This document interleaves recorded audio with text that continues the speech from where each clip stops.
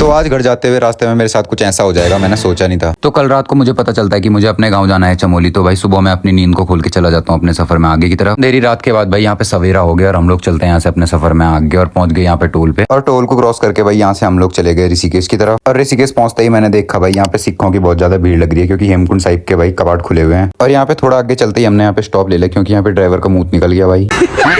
और सुबह सुबह ठंडी हवा के मजे ले रहा था और यहाँ पे मम्मी भी बैठ के भाई अपना फोन चला रही थी। और फिर उसके बाद भाई हमने अपना सफर कंटिन्यू कर लिया। और अपने सफर में आगे चलते हुए भाई थोड़ी देर बाद मैं यहाँ पे बोर होने लगता हूँ। तो मैंने सोचा मैं क्या करूँ, तो मैंने अपनी मुंडी को बाहर निकाल के भाई यहाँ पे थोड़ी देर अपनी ब्लॉग से कुछ क्लिप्स ले ली। और ये बंदा गाड़ी में ही अपनी नींद पूरी करने लग गया। और ये रहा भाई देवप्रयाग का संस्कृत विद्यालय। फिर देवप्रयाग से हम लोग चल गए थे आगे अपने सफर को कंटिन्यू करते हुए। और आगे भाई बहुत ही ज्यादा मस्त हो रहा था मौसम। उसके बाद हम लोग पहुंच गए थे भाई बंजी जंपिंग पे। और तुम लोग भी चाहो तो भाई से ट्राई कर सकते हो एक बार आके। और अब भाई भूख लग गई थी तो यहाँ पे नाश्ता करने का टाइम हो गया था। तो हम लोग यहाँ पे आगे थे मलित्था पे नाश्ता करने के लिए। और यहाँ पे देखा भाई इस होटल पे तो बाहर बहुत ही ज्यादा मस्त हो रहा था मौसम। और तभी मैंने देखा यहाँ नीचे की भाई बहुत सारी झाड़ियां हो रही है और कोई लेजेंड ही इन्हें पहचान सकता है। अगर तुम भी पहचान गए ना कि ये क्या चीज है तो मुझे कमेंट में बताना एक बार। और भूख लग रही थी तो भाई नाश्ते में हमने यहाँ पे पराठे मंगा लिए थे। और मैं मम्मी यहाँ पे पराठे खा के चलते हैं बाहर। हमें पता चलता है कि हम अभी नहीं जा सकते क्योंकि ये भाई मार रहे हैं यहाँ पे बीड़ी। पीछे देखो पीछे।